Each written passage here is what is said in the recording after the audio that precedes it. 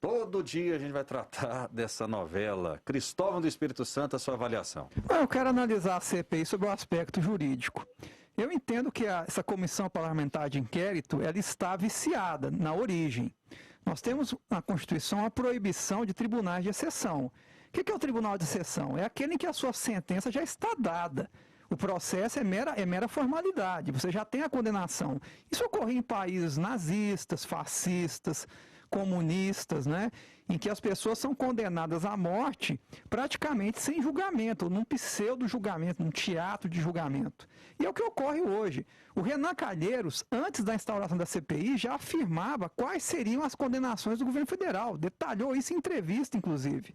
Então, prelibou, né, como julgador, o próprio resultado daquele julgamento. Então, é um tribunal de exceção e, portanto, a CPI, não na sua essência, não como comissão, que é um direito do Congresso investigar, mas diante do que foi feito no início, ela está viciada e ela é inconstitucional. Só que, infelizmente, no Brasil, ninguém mais guarda a Constituição. Quer dizer, a Constituição ela é moldada de acordo com interesses ideológicos e políticos. A CPI está viciada tecnicamente, juridicamente, ela é um tribunal de exceção, porque os seus julgadores já prelibaram, já sabem qual é o resultado do julgamento. Isso não é justiça, isso é injustiça, e é o que está ocorrendo.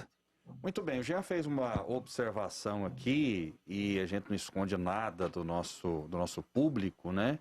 Faltou aí, né, para o nosso jornalismo, um depoimento, um fato sobre a CPI, não é isso, Jean? Porque as notícias negativas, a gente sabe, o Cristóvão falou muito bem, é que lá não é uma CPI, é um tribunal de exceção, e a grande mídia, a velha mídia que quer voltar a ter as benesses que sempre teve, né? Eu estou falando dos jornais de São Paulo, do Rio, das grandes emissoras daqueles estados, a velha mídia que todo mundo conhece, sabe quem é? Tomada por esquerdistas, por comunistas. Eles desvirtuam todas as notícias que vêm da CPI, sejam as positivas, as negativas. As negativas para o governo federal, as negativas eles ampliam a magnitude delas. E as positivas eles escondem, sequer aparecem. Ontem teve, ao meu ver, aliás, nesta semana, ao meu ver, ontem ocorreu o fato mais importante dessa, entre aspas, CPI, que foi o ex-presidente da Pfizer, né, ex-presidente aqui no Brasil, da Pfizer, que disse que o Brasil foi um dos primeiros países a usar a vacina da Pfizer, foi um dos primeiros países a assinar a compra da Pfizer, assim que a lei brasileira permitiu. E isso foi ocultado do nosso jornal hoje, da pauta do jornal. Se não fosse eu a trazer, se não fosse eu a trazer, não estaria a gente debatendo esse assunto aqui. Talvez dê tempo, eu peço para a produção fazer esse trabalho, né? A produção que tem toda a liberdade, mas a gente tem que mostrar todos os lados, né? Notícias ruins e notícias boas de quem quer que seja. E, aliás, né? As notícias são sempre muito ruins para o governo federal. Então, a gente tem que trazer todos os lados da moeda. O jornalismo é ouvir todos os lados. Inclusive, esse depoimento do Carlos, agora me foge o nome dele. Carlos Murilo, da Pfizer, foi ocultado dos grandes jornais e das grandes redes de TVs do Brasil também, e foi desvirtuado. As manchetes hoje, de toda a imprensa nacional, da maior parte da imprensa nacional, foi desvirtuando o que foi dito, não mostrando a realidade do que ocorreu naquele circo ontem chamado CPI da Covid. Muito bem. Fabrício Rosa, a sua opinião sobre o Pazuello. Bem, meu amigo, eu acho que o conceito de tribunal de exceção não vale para essa discussão. Tribunal de exceção é para o poder judiciário. Já existiram alguns tribunais de exceção mundo afora. Inclusive existiram tribunais de exceção aqui durante a ditadura militar, e a CPI ela é prevista constitucionalmente, ela está lá no artigo 58 da Constituição Federal e seguintes, e ela é um direito da minoria, representando os milhões e milhões de votos que essa minoria teve. Então não houve ilegalidade na construção da CPI, 1/3 dos parlamentares assinaram o requerimento, tal qual pede a Constituição Federal, colocou ali um prazo determinado, um orçamento mínimo que seria utilizado, se não me engano, foi 90 mil reais. Então, a CPI ela não é inconstitucional. O tribunal de exceção ele é aquele tribunal que vem depois dos fatos, sem nenhuma previsão legal, sem nenhuma previsão no ordenamento, trazendo juízes de fora, desrespeitando o princípio do juiz natural, e ele vale para o poder judiciário e não para o poder parlamentar que vem do povo.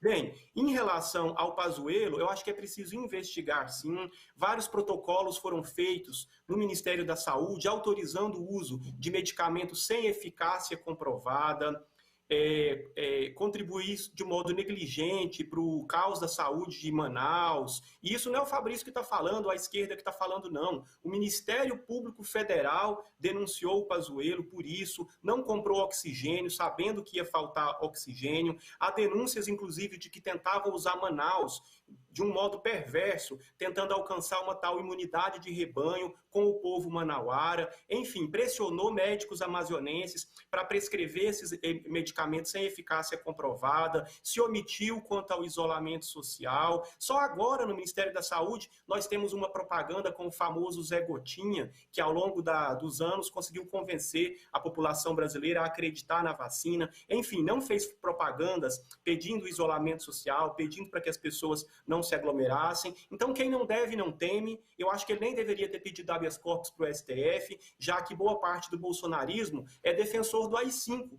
E o AI-5 acaba com essa possibilidade, com esse instrumento jurídico, que é o habeas corpus. Eu não sou defensor do AI-5, viu, doutor? Só para deixar claro para o senhor. E nem eu, aliás, o único deputado preso num ato muito semelhante ao do AI-5 foi exatamente um deputado da base governista, né, que foi preso numa canetada de um ministro do STF, exatamente como ocorreu o AI-5 em 1968. Outra coisa, a gente tem que passar a realidade dos fatos.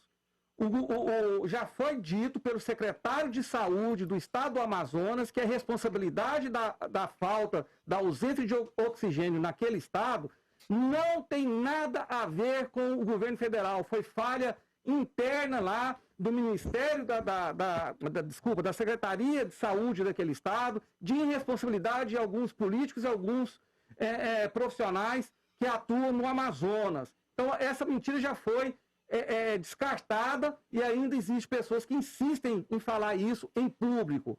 Outro detalhe, eu não vi ainda você, Fabrício, bater no Mandetta, que no auge da pandemia, quando pouco se sabiam dela, ele, ao sair do Ministério da Saúde, abraçou e fez uma festa particular, né, beijando, abraçando, sem máscara, numa aglomeração de várias pessoas numa sala fechada. Isso tem um vídeo aí na internet. Você nunca falou disso.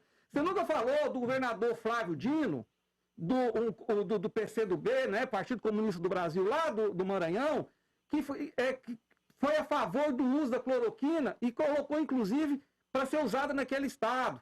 O mesmo ocorreu com João Dória, tem vídeos de ambos defendendo a cloroquina.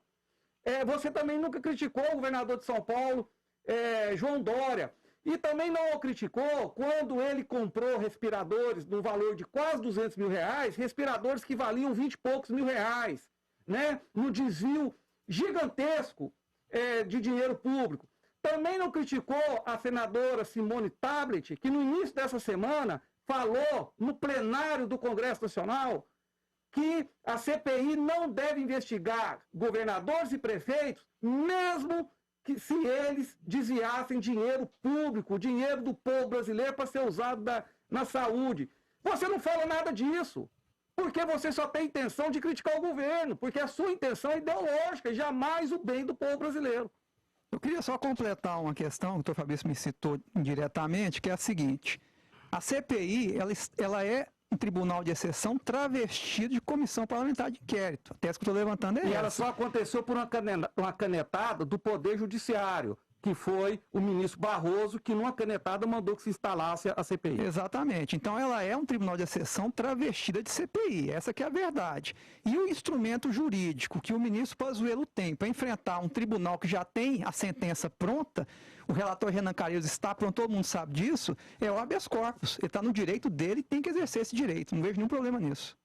32017720, vamos saber, né, a opinião do nosso público, opinião que é tão importante. Vamos lá. O Hamilton Tavares, é difícil compactuar com alguém que inicia uma fala confirmando ditadura militar no Brasil, em vez de regime militar. Quando o ditador entregou o poder ou foi destituído no Brasil? Sim, porque ditador não entrega poder, muito menos faz um governo de transição. Fabrício, 30 segundos para comentar aí a opinião do nosso público. Nós tivemos no Brasil, eu acho que você precisa estudar, nós tivemos perseguição a várias pessoas foram exiladas, a marca da ditadura é o fechamento do Congresso, isso aconteceu aqui no Brasil, enfim, várias pessoas foram torturadas, agredidas, mutiladas, o próprio AI-5, a impossibilidade de ter um habeas corpus e outros instrumentos jurídicos, o fato é que a maior parte dos historiadores, dos sociólogos sabem disso e quem viveu as agruras da ditadura sabe que nós tivemos isso aqui, ditadura. Não houve eleição para presidente, poucos governadores eram eleitos, então isso é uma ditadura. É a tomada do poder de modo abrupto, de modo violento, de modo golpista. Essa questão ela é muito complexa para a gente definir aqui em 5, 10 minutos. Mas é bom lembrar que houve a liberação, né, da anistia, a palavra me fugiu aqui, anistia, dos comunistas, dos esquerdistas, dos guerrilheiros, ainda durante o governo militar, todos foram inocentados numa canetada do governo militar, né? Mais precisamente do governo Geisel. Em 1979, a anistia, ditador não faz isso. É claro que o regime militar foi autoritário, sim, né? Mas as pessoas tinham o direito de sair do país quando quisessem, voltarem ao país quando quisessem. Eu estou falando do cidadão comum. A liberdade de expressão havia, a liberdade de ir e vir havia. Isso é diferente de uma ditadura, onde as pessoas não podem sair ou entrar no país sem que o ditador autorizasse. O que houve foi um combate, e aí sim, com mortes, torturas e tudo mais, a militantes do comunismo que queriam instalar no Brasil uma ditadura dos mesmos moldes de Cuba, da Rússia, do Vietnã e de outros países. Okay. Então tem que separar as duas coisas, porque senão fica essa narrativa que a esquerda brasileira impõe ao povo brasileiro durante os últimos 30, 40 anos, Rafael. Ok, vamos lá. Agora é o momento do telespectador, do internauta. O Lula também foi vítima de um tribunal de exceção, onde o processo foi mera formalidade e de uma agilidade judicial rara. Parabéns às colocações do Fabrício e à direita, que defende os interesses de grandes grupos econômicos. Não é verdade, Rafael. Jamais alguém teve tanto espaço no judiciário brasileiro como o Lula teve. Só no Supremo Tribunal Federal foram mais de 400 habeas corpus em seu favor, naquele período todos negados. Ele foi julgado, em um dos casos em que ele foi condenado, em 3 instâncias por vários juízes diferentes.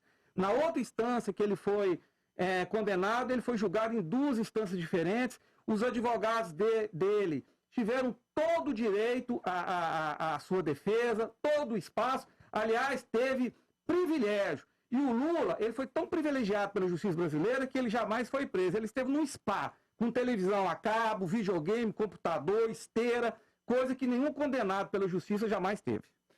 32017720, participe conosco. Bom dia, como sempre, o ótimo jornal. Sou um conservador e lamento como alguns comentaristas que insistem em defender de forma nociva o bolsonarismo.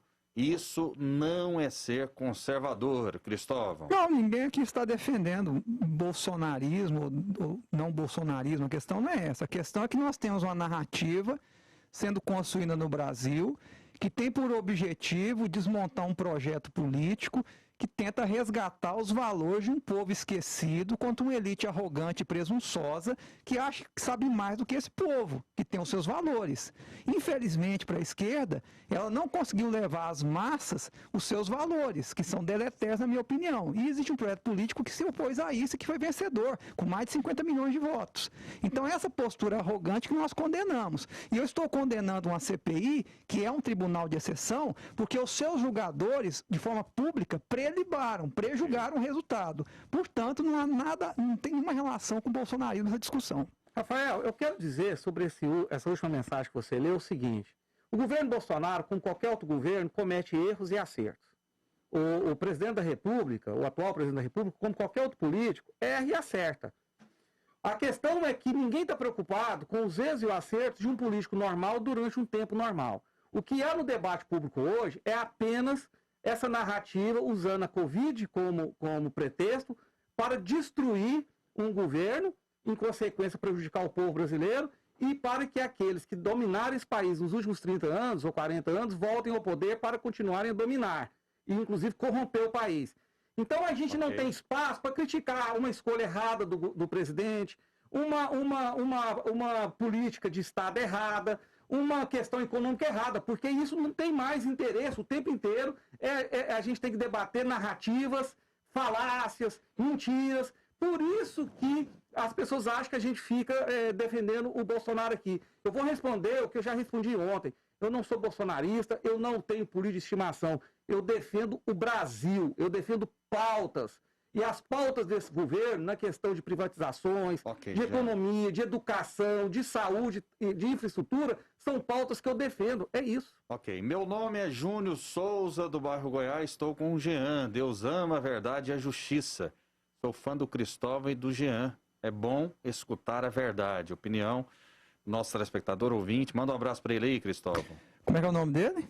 Peraí que eu já estou em outra mensagem aqui. Isso aqui é uma loucura. Então, muito obrigado a esse ouvinte que foi tão generoso nas suas palavras. Nós estamos aqui com esse propósito, como o Jean bem descreveu. Ninguém que está para defender Bolsonaro, bolsonarismo e muito mais do que isso. Tentam nos rotular, né, porque é mais fácil, do que debater realmente as ideias. Felizmente, hoje, sexta-feira, nós temos um bom debatedor do outro lado, que sempre nos trata com muito respeito. E também com respeito é tratado.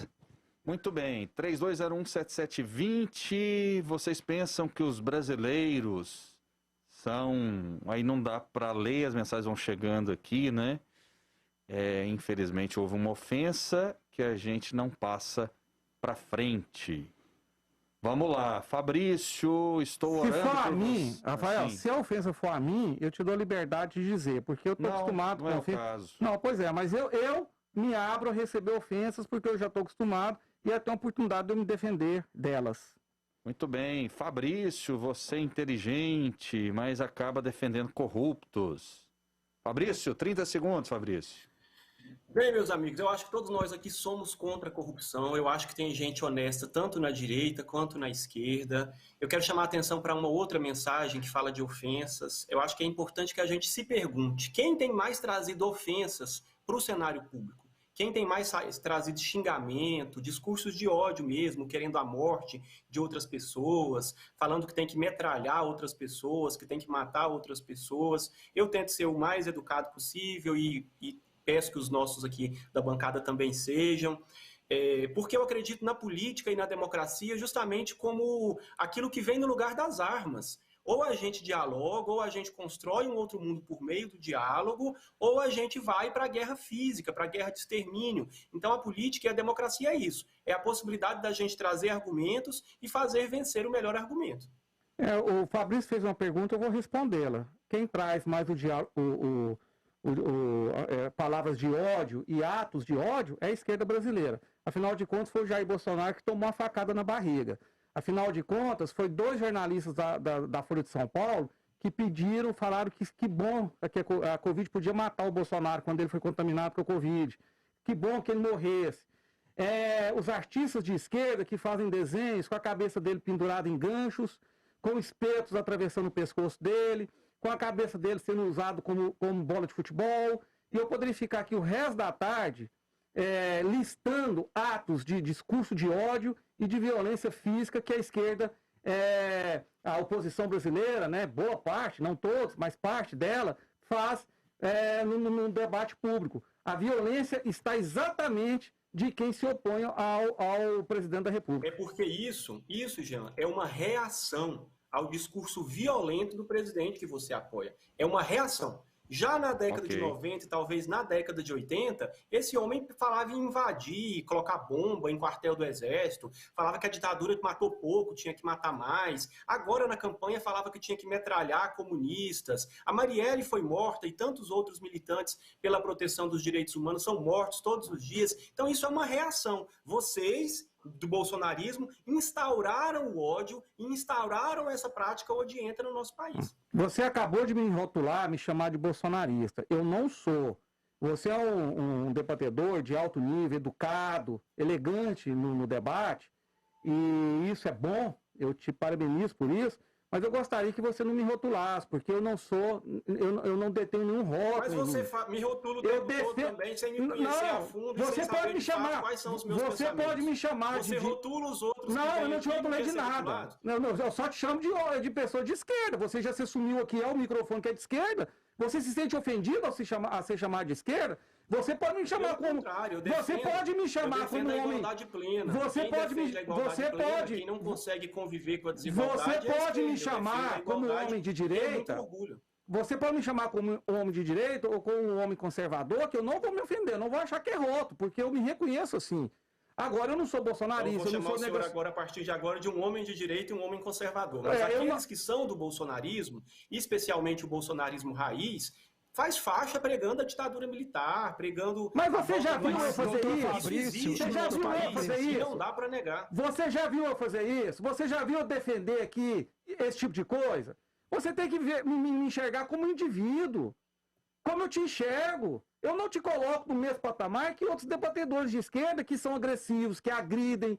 Agora, você acabou de me rotular e eu estou te pedindo, de forma educada, que não faça mais, porque eu não sou bolsonarista. Eu acabei de dizer que a minha pauta é o Brasil. Se você quiser me chamar de patriota, também chame. Porque a minha luta é pelo Brasil que eu acredito. Não pelo Brasil que a sua ideologia acredita. Né? Se eu te chamo de um homem de esquerda ou porque você se assumiu aqui, sexta-feira passada, você falou que você é mesmo. Qual que é o problema? Eu não entendo. Quando a gente chama alguém de esquerdista ou de socialista, eles se ofendem. Parece que eles mesmos não acreditam naquilo que eles se vestem. Só um comentário que eu acho importante, doutor Fabrício, que é o seguinte: não dá para atenuar o que ocorreu com o Bolsonaro lá em Juiz de Fora. Aquilo ali foi gravíssimo. Isso é uma ofensa à democracia, independente do que se pense a respeito do Bolsonaro. Essa questão que o Jean colocou, né, de caricaturas, esculturas, né, que pregam a violência contra o presidente, jornais que escrevem artigos em jornais renomados defendendo a morte do presidente, isso é injustificável, não tem como defender isso. E qualquer pessoa que realmente preza pela democracia tem que condenar esses atos. Mas em algum momento eu defendi isso. Você tentou justificar com a ideia de reação.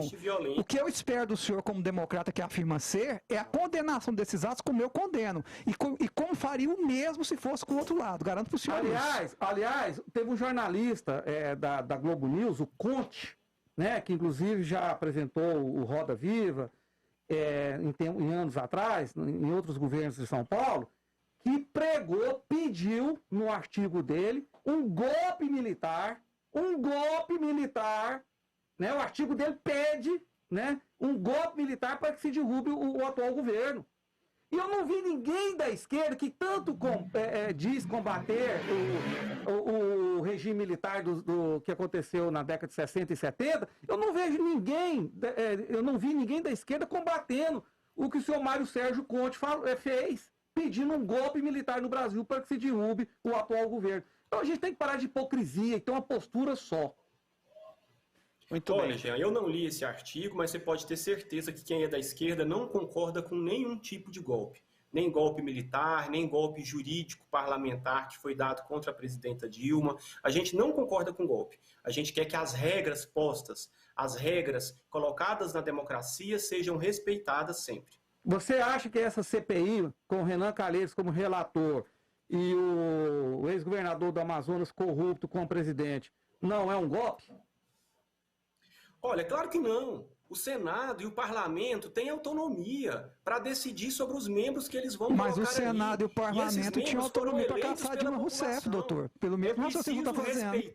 A Dilma sofreu um golpe, Fabrício, até para aproveitar o gancho. Por mais que eu também tenha críticas. Até para aproveitar o gancho. Eu tenho inúmeras críticas ao Renan, claro que todos nós temos. Fabrício, mas por mais que eu tenha inúmeras críticas ao Renan Calheiros, é preciso respeitar os votos. Você acabou de falar que é preciso respeitar. Fabrício, é preciso respeitar a independência que tem o Parlamento brasileiro para escolher os membros da Comissão Parlamentar de Inquérito. Fabrício, então a Dilma não sofreu golpe, porque foi o Congresso que tem essa legitimidade que o tirou da presidência da República? É isso? Eu posso entender dessa forma? E avaliado, o Congresso avaliado pelo Supremo Tribunal Federal. Deixa ele responder. Não, eu só estou dando mais subsídios para ele responder. Okay. Inclusive, o Congresso foi apoiado, né, foi legitimado pelo Supremo Tribunal Federal na ocasião. Foi golpe, na sua opinião, Fabrício?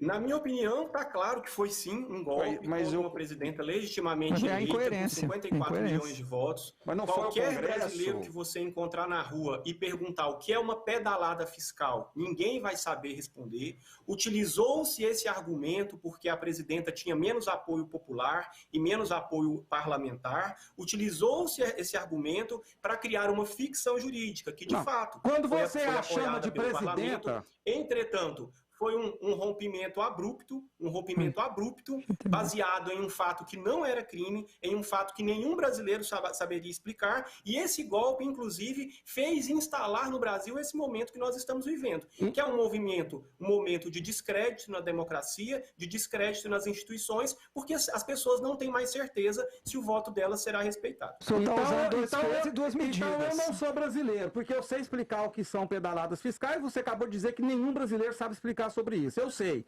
Segundo, quando você a chama de presidenta, você explica toda a sua posição. O senhor está usando 2 pesos, 2 medidas. O senhor não reconhece a CPI como tribunal de exceção, mas acha que o julgamento da Dilma foi um tribunal de exceção, falando no sentido figurado. Então, quer dizer, isso é uma incoerência. Quando eu a chamo de presidente, ou o senhor enxerga o parlamento como legítimo para essas medidas ou não enxerga? A língua brasileira, eu respeito as mulheres, primeiramente, que devem ter o seu local marcado por serem mulheres, por terem chegado a determinadas posições, e eu respeito a nossa língua, que ela é viva, ela muda, ela cria palavras novas, e isso de acordo com a sua conveniência, né? Do mesmo jeito que a língua é mudada de acordo com a conveniência de militantes. A palavra capitã era só o Acabou capitão, quente o jornal, homem, Fabrício. Mulher. Obrigado. Hoje existe a capitã. Então nós temos que respeitar a língua brasileira e nós temos que respeitar o lugar, a representatividade das mulheres. Mas a Dilma não respeita a língua portuguesa. A presidenta que esse tema agride a língua portuguesa já está em seu devido lugar. No esquecimento. Esse Jornal Brasil Central é bom demais, tem os melhores analistas. Michele Buzon. Tá certo, uma ótima tarde para vocês aí.